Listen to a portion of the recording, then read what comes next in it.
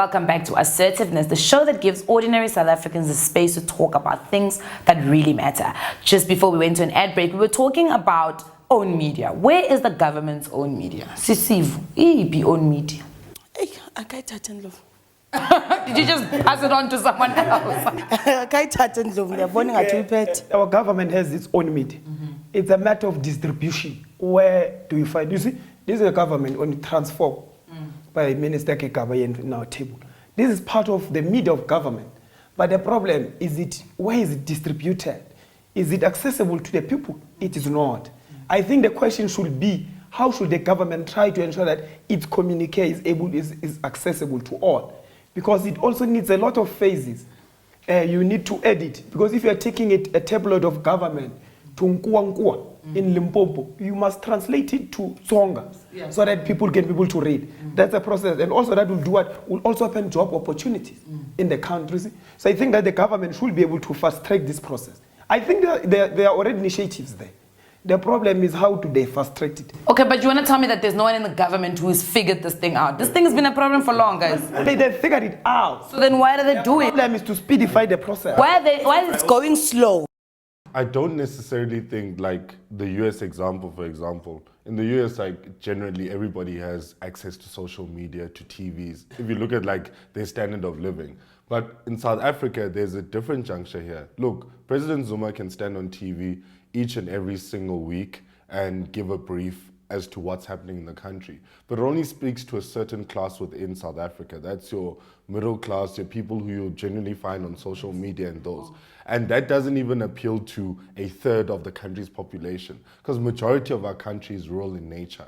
So most of those people don't understand, even if you're going to go on TV and explain all of that, they're either not going to see it and the news is not going to reach them. What our government has been doing and continues to do is these little mbizos and road shows. If you were to go to rural towns, for example, in the Eastern Cape and KZN, you find them with these shows, those mbizos there where they set up tents, they come, they bring bochomi to dance gangane, and then they speak to the people there. And if you actually do in terms of analysis of the way people perceive government, people in rural areas have a very strong perception around the government as a government that provides for them, because there's a lot of... As a government that feeds them. Yes. That's the problem with the Mbizos. People go to the Mbizos because there's going to be feeding that's going to be happen, and then I'm going to see chomi dancing. That is not intellectual feeding. But look, they go there for that. Indeed, they're attracted by that, because we must also be honest. In order to, if I'm sitting and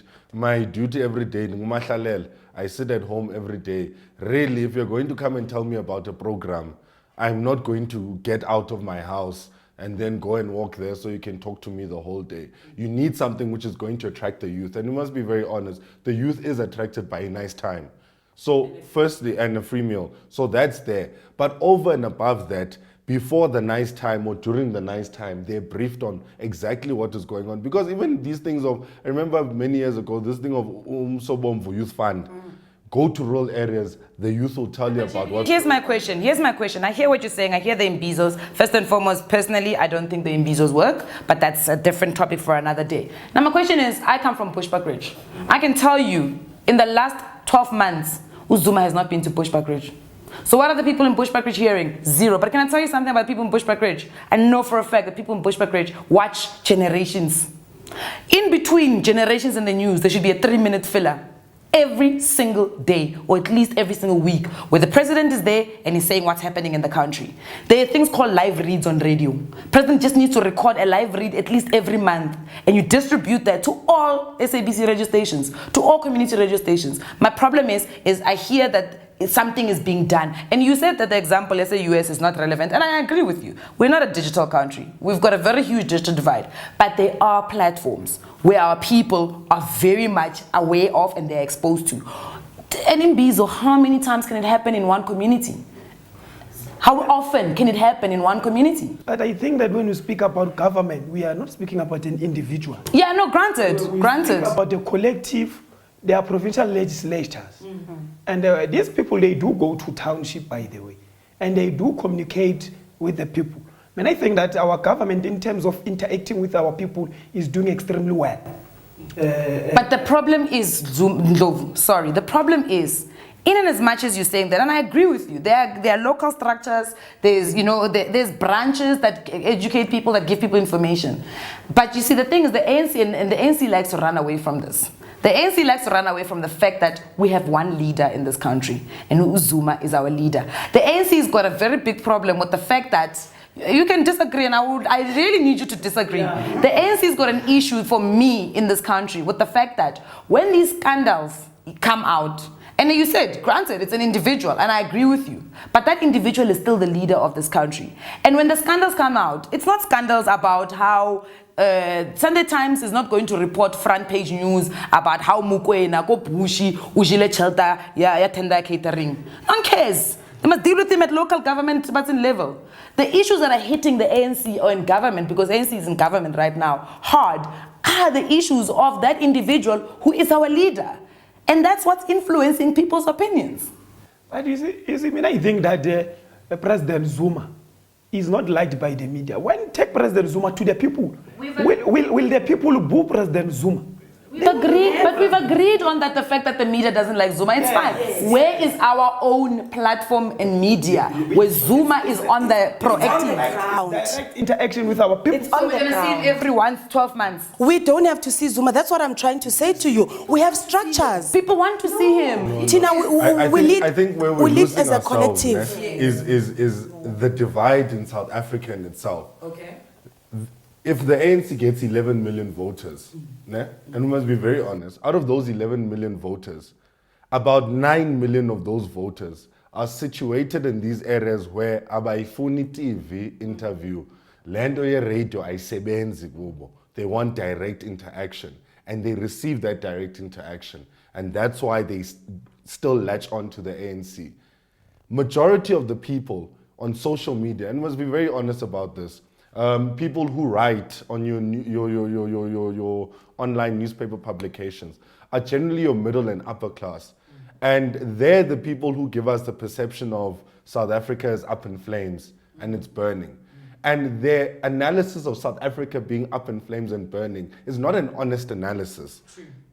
It's not an honest analysis. It's analysis which is fueled by one, either you are a bitter academic who does not find resonance in terms of the policy making in South Africa, so yours is to lambast. Yes.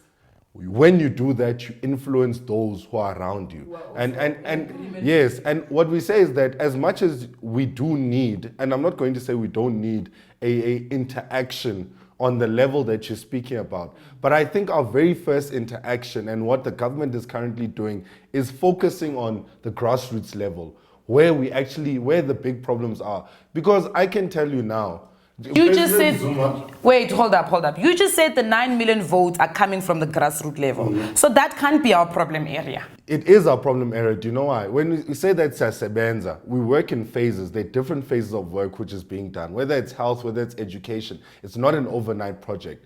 But when I can tell you now, President can appear on TV at 8 o'clock every day. Look at Twitter. There'll be no difference because the people. But we're not worried about the people of Twitter. We've already said that is the thing. There is no use appearing on a social media space, or a media space when it's not going to effectively tilt the balances of forces. Because what you're saying. So rather, let's not see the president. No, let's not see the president. Let's continue the way we do. For example, it's not working, guys. For example, if the Minister of Finance is going to deliver the budget vote, look at the people in rural areas. Their focus is to check what is the increase of pension. Yes. This one, the clever blacks, they will focus on the syntax and so on and so forth. But in the rural areas, once you speak about, you tell them that the imali iyaqolo ikhuphuka ngo-20 rand, ndakuxelela uba uba mnandi phaa ezilalini. No, okay, I fully understand you guys. I hear you guys. It's unfortunate we have to wrap up the show, and I think you guys need to come back because I have got so many questions for you guys. And you guys right now, you bulldozed over this question because you did not answer my question. You guys are talking about the negatives, about the middle class. I'm not interested in the middle. We need part two. We need a part two, yes. I'm not interested in the middle class and what the middle class got to say about the government.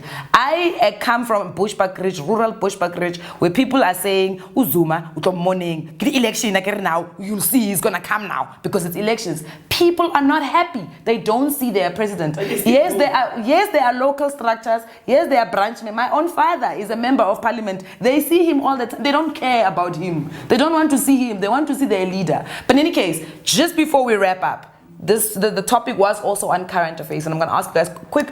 You're going to wrap up the show with this current affairs question. What is your take on e-tolls? Do we know enough about e-tolls to have opinions, or are we hearing what the media is saying? JR, quick one. On e-tolls, basically, I don't think that we know enough to formulate opinions around e-tolls. And when I say we, I mean generally most people in Gauteng. I don't think, especially like people who take taxis and those things, it's become an upper class question. But on e-tolls, what we do need is a lot of contact education in terms of even people who don't drive, to understand what e-tolls are about. But also what we actually need to see is that imagine if the poor Peters was on 8 o'clock, that slot just before Generations, explaining e-tolls for at least a month. Every single day I explain. That is the contact we need. Yes, ma'am. Yeah, basically we need information on e-tolls. We need to know where that money is going. We need to know how it came about so that we can have proper opinions about it. Imagine if Dipuo Peters was on SABC every single day, just for 3 minutes, explaining to us explaining to you, because you are welcome to knowledge. There are people who are not welcome, they're resistant. You still welcome to the education. Imagine if she was there using own media every single day. I think the issue of e-tolls is quite a complex issue. It will need us to have a proper discussion around it. It cannot be a 2-minute kind of an issue if we're discussing it. But what I can say is that it's not a question that really affects the working class per se, but it's a question that is affecting the middle class. President Zuma once called them the clever blacks.